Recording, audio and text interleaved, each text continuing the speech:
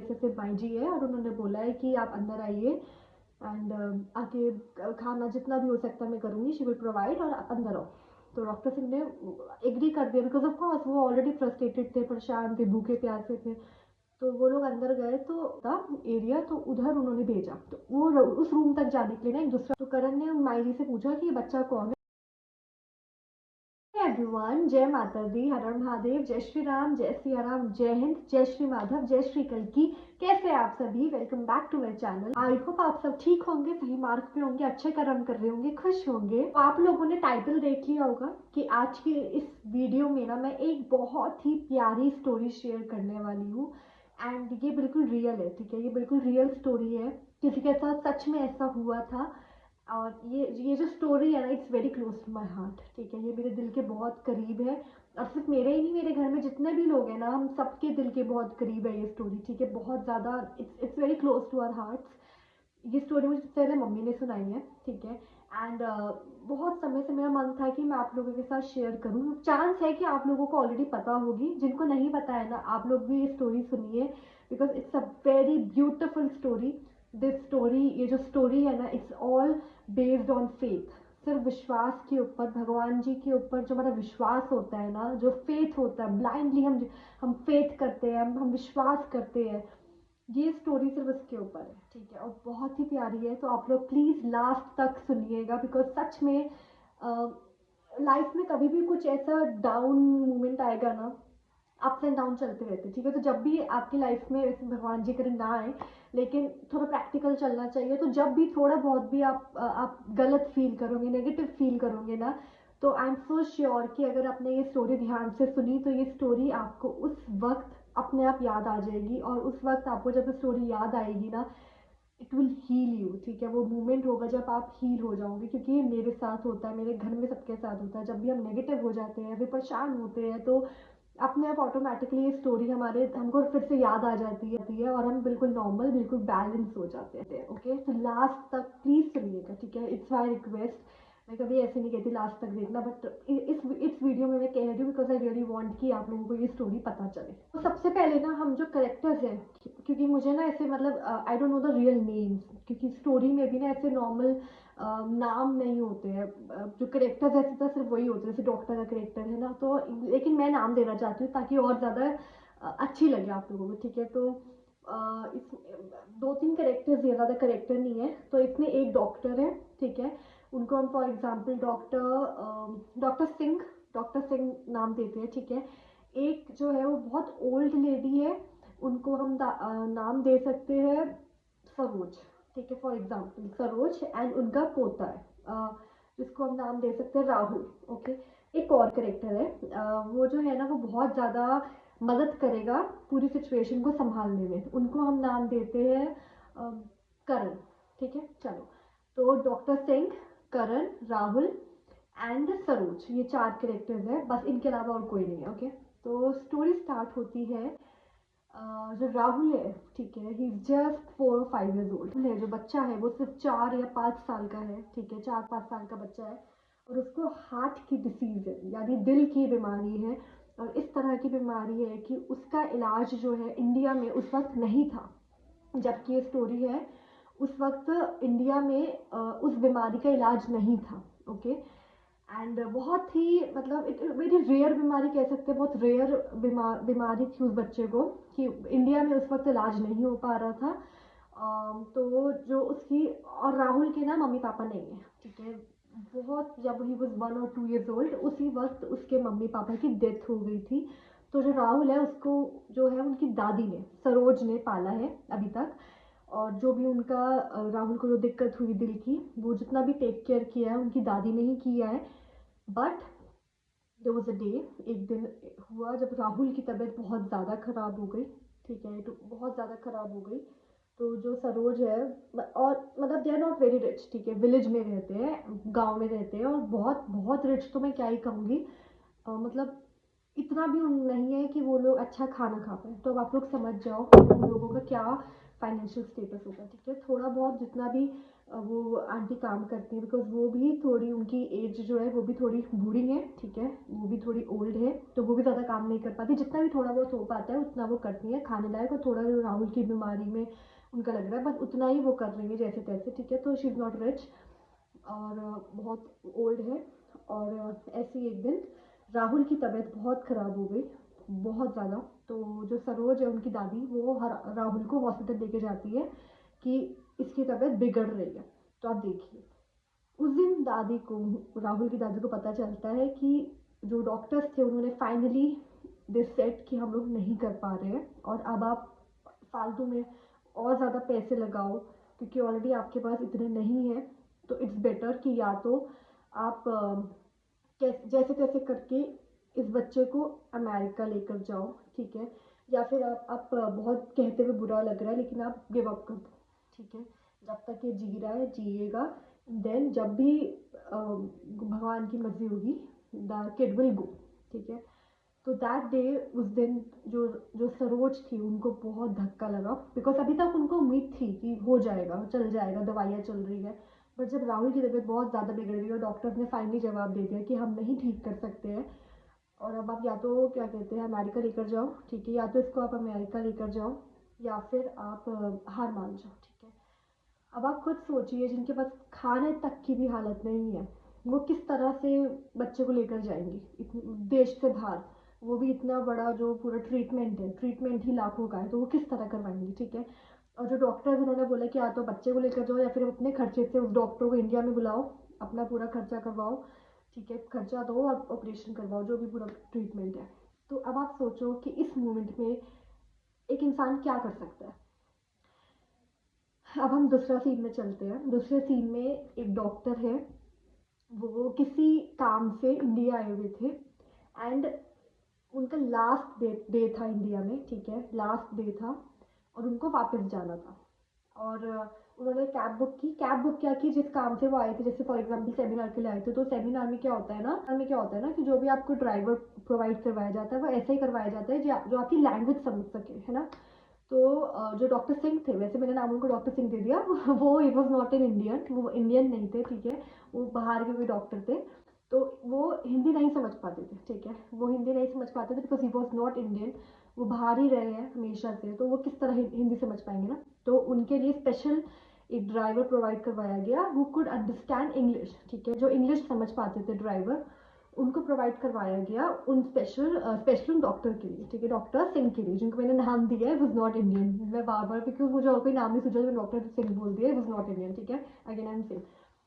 तो डॉक्टर सिंह का last day था इंडिया में एंड उनको वापस जाना था। उनकी कैब आई और लेट हो गया था, ऑलरेडी बहुत ज़्यादा लेट हो गया था। तो डॉक्टर सिंह को यही लग रहा था कि उनकी फ़्लाइट छूट जाएगी। तो जो उनका ड्राइवर था ना, करण, यस, उनका जो ड्राइवर था करण, उसने बोला कि मैं एक शॉर्टकट ले लेता हूँ और हम जल्दी पहुँच जाएंगे, बिकॉज ट्रैफिक की वजह से ना बहुत लेट हो गया था, बहुत लेट हो रही थी एंड उनको यही था कि आज उनकी फ़्लाइट छूट जाएगी। तो करण ने शॉर्टकट लिया एंड श्री कृष्ण की लीला थी कि वो शॉर्टकट ऐसा लिया कि वो शॉर्टकट था उसी विलेज से, ठीक है, उसी विलेज से वो शॉर्टकट था। और ऐसा था कि बहुत सारे विलेजेस एक साथ थे, ठीक है, जैसे एक विलेज इधर हो गया, फिर थोड़ा सा गैप छोड़ के, थोड़ा सी जगह डिस्टेंस छोड़ के, कुछ किलोमीटर छोड़ के दूसरा विलेज, ऐसा था। तो जो सरोज का विलेज था ना, जो सरोज का गाँव था, वो चौथा पांचवा, लाइक फोर्थ और फिफ्थ विलेज था। तो जैसे तैसे करके करण जो है ना, वो शॉर्टकट लेने की कोशिश कर रहे थे, लेकिन वो शॉर्टकट हो गया गलत और वो लोग रास्ता भटक गए, ठीक है। फ्लाइट तो छूट ही गई, फ्लाइट तो गई, पर उन लोगों के पास मतलब खाना, ऑफकोर्स क्योंकि रास्ता भटक गए हैं। अब वो होटल से एयरपोर्ट जाने के लिए निकले थे, तो वो खाना पीना कितना ही लेके निकले होंगे, है ना। तो पानी खत्म हो गया और शाम हो गई और उन लोगों को रास्ता समझ नहीं आ रहा कि हम किस तरह से, वो होता ना एक माया जाल सी उड़ गई कि उनको रास्ता ही समझ में नहीं आ रहा था कि हम किस तरह निकले। उन्होंने रुक के पूछा भी कि हम किधर से निकल सकते हैं, बट जो भी हुआ ना, उन लोगों को रास्ता नहीं मिल पाया। तो जैसे तैसे करके वो शाम तक पहुंचे सरोज के गांव में एंड उधर जाके उनके घर के सामने करण ने कार रोकी कि मुझे प्यास लग रही है and I want some water. तो जो डॉक्टर सिंह थे उन्होंने भी बोला कि यस, मैं आई वांट वाटर टू, मुझे भी प्यास लग रही है एंड मेरी फ्लाइट तो छूटी गई है, तो अब देखना पड़ेगा कि क्या करें, है ना, क्योंकि हम ऐसे तो नहीं रह सकते, कहाँ हम लोग हैं हमें नहीं पता, हम रास्ता भटक गए, पता नहीं किधर खड़े हैं, फ्लाइट भी छूट गई है। तो वो बहुत अपसेट थे दोनों, और भूखे भी थे, प्यासे भी थे, और इरिटेटेड भी थे कि क्या चल रहा है हमारे साथ, रास्ता क्यों नहीं मिल रहा है। तो जो सरोज है उनके घर के सामने उनकी कार रुकी एंड वो बाहर ही थी, ठीक है। तो सरोज की जो है नज़र पड़ती है कि ये मतलब गांव में ना ऐसे गाड़ी एंड ऑल बहुत नॉर्मल नहीं होता। तो उनकी नज़र पड़ी कि ये कौन है और ये क्यों इतना परेशान से लग रहे हैं। तो करण ने उतर के ना उनसे, माई जी से बोला कि हमें पानी देंगी यार।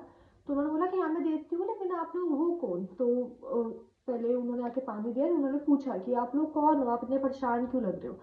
तो उन्होंने बताया करण ने, बिकॉज वो हिंदी इंग्लिश दोनों बोल सकते थे, कि ऐसे ऐसे ये आए थे और इनको आज वापस जाना था और रास्ता भटक गए और हम परेशान हो रहे हैं कि क्या क्या उनकी फ्लाइट भी मिस हो गई, हम भूखे भी है, प्यासे भी है। तो उन्होंने बोला कि मतलब आपने पानी तो पी लिया, लेकिन अब आप भूखे भी हो तो आप खाना खा कर जाओ। तो करण को ऑफकोर्स घर देखकर समझ में आ रहा था कि सिचुएशन क्या है। तो उन्होंने बोला कि नहीं आप परेशान मत हो, विल मैनेज, हम लोग देख लेंगे। तो आंटी ने बोला कि नहीं देखो, जितना भी मेरे से हो पाएगा आई विल ट्राई कि अच्छा से अच्छा आप लोगों को मैं खाना प्रोवाइड करूँ, लेकिन आप लोग प्लीज़ अंदर आइए, ऐसे भूखे आप कब तक रहेंगे, आपको रास्ता भी नहीं मिल रहा है। तो वो जो करण था वो गया, उससे डॉक्टर सिंह से पूरी बात की कि ऐसे ऐसे माई जी है, और उन्होंने बोला है कि आप अंदर आइए एंड आके खाना जितना भी हो सकता है मैं करूँगी, शी विल प्रोवाइड, और आप अंदर आओ। तो डॉक्टर सिंह ने एग्री कर दिया, बिकॉज ऑफ कोर्स वो ऑलरेडी फ्रस्ट्रेटेड थे, परेशान थे, भूखे प्यासे थे।